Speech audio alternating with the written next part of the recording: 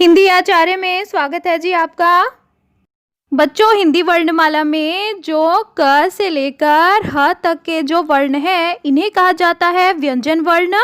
और अ आ इ ई उ ऊ ए आई ओ औ और री, ये जो 11 वर्ण हैं इन्हें स्वर कहा जाता है बच्चों। इसी तरह से बच्चों, हमारी वर्णमाला में कुछ वर्ण ऐसे भी हैं जिन्हें न तो पूरी तरह से स्वर कहा जा सकता है और ना ही उन्हें पूरी तरह से व्यंजन कहा जा सकता है।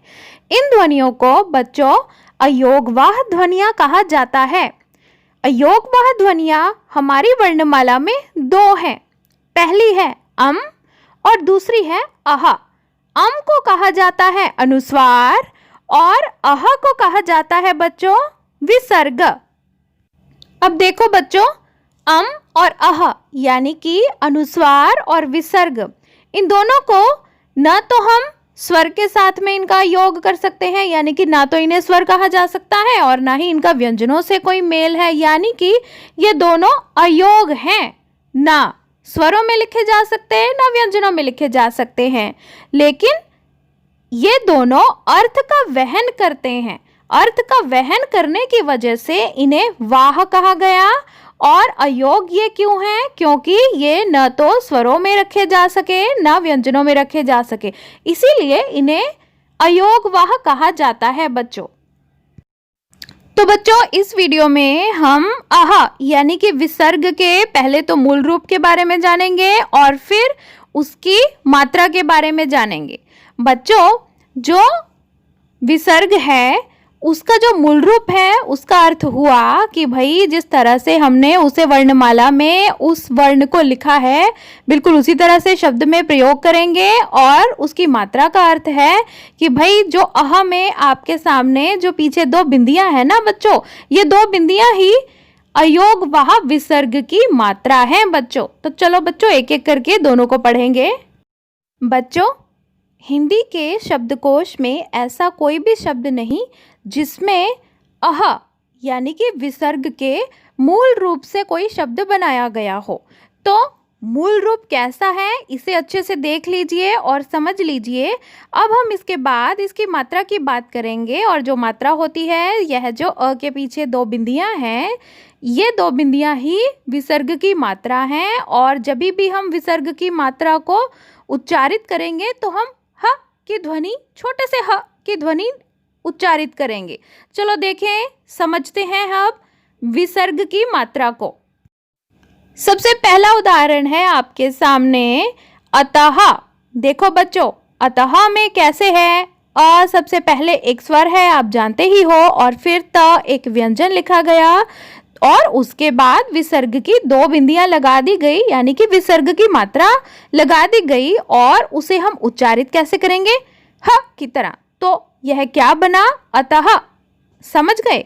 और अतः का अर्थ होता है बच्चों इसलिए।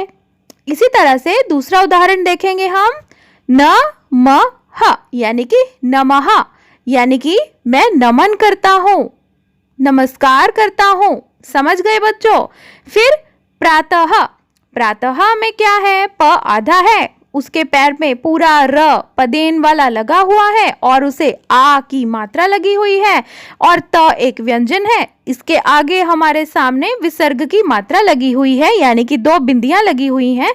तो हम इसे प्रातः कहेंगे बच्चों। प्रातः का अर्थ होता है सुबह। इसके बाद पुनः। पुनः का अर्थ होता है बच्चों दोबारा। इसके बाद प्रायः। प्रायः का अर्थ होता है बच्चों अक्सर। इसके बाद आपके सामने शनैः लिखा हुआ है। यहाँ पर श एक व्यंजन है, उसके साथ में न भी एक व्यंजन है और उसे ऐ की मात्रा लगी हुई है बच्चों। और उसके साथ ही न को विसर्ग की मात्रा भी लगी हुई है। और इसीलिए हमने जब शनैः बोला तो हम ऐ की मात्रा भी बोल रहे हैं न के साथ, और उसके साथ में विसर्ग की मात्रा को भी उच्चारित कर रहे हैं। ध्यान से सुनिए, शनैः। और शनैः का अर्थ होता क्या है बच्चों? शनैः का अर्थ होता है धीमा, या धीरे संस्कृत भाषा का शब्द है। और जानते हो ना कि जो शनि ग्रह है हमारे, वे धीरे धीरे चलते हैं, इसीलिए उनका नाम शनई ही रखा गया। क्यों? क्योंकि वे धीरे चलते थे। शनई ही का अर्थ होता है धीमा। देखो बच्चों, हमारा जो ज्योतिष है वह कितना वैज्ञानिक है। यहीं पर बैठे हमारे ऋषियों ने जान लिया कि वह जो ग्रह है वह सबसे धीरे चलता है, बिना किसी टेलीस्कोप के। चलो अगला उदाहरण है हमारा तपह। अब तपह जो है, यहाँ पर सीधा सीधा त एक व्यंजन है और प एक व्यंजन है और उनके साथ में विसर्ग की मात्रा लगी हुई है, जिसे हम ह की तरह उच्चारित करेंगे तो बन गया तपह। और तपह का अर्थ होता है तपस्या बच्चों। इसी तरह से बच्चों थोड़े बड़े शब्द करते हैं अब। मूलतः। मूलतः यानी कि मूल रूप से, यानी कि असलियत, यानी कि चीज की जड़ कहाँ से है, हम उसकी बात कर रहे हैं मूलतः में। फिर पूर्णतः। पूर्णतः का अर्थ है पूरी तरह से, पूर्णतः। ठीक है बच्चों। फिर है फलतः। फलतः का अर्थ होता है कि फलस्वरूप। फिर स्वतः। स्वतः का मतलब होता है बच्चों अपने आप। फिर क्रमशः। आपने क्रमशः शब्द तो अवश्य सुना होगा, यानी कि एक के बाद एक, यानी कि क्रम से आने को या करने को किसी भी काम को क्रमशः कहा जाता है बच्चों। चलो थोड़े और बड़े शब्द करते हैं विसर्ग वाले। सबसे पहला है हमारा वस्तुतः। वस्तुतः यानी कि इसलिए। फिर संभवतः यानी कि संभावना है इस चीज की। फिर निःसंदेह। बच्चों देखो, अब तक हमने जितनी भी मात्राएं की हैं विसर्ग की, उसमें विसर्ग सबसे अंत में लगी थी, लेकिन ऐसा कोई ज़रूरी नहीं है कि विसर्ग अंत में ही लगेगी, विसर्ग बीच में भी लग सकती है। जैसे कि यहाँ पर नि के आगे विसर्ग लगी है, तो अब हम बीच में एक छोटी सी ब्रेक लेंगे और ह बोलेंगे विसर्ग की मात्रा को उच्चारित करने के लिए।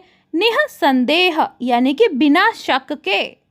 इसी तरह से निःशुल्क यानी कि बिना शुल्क के, बिना फीस के बच्चों।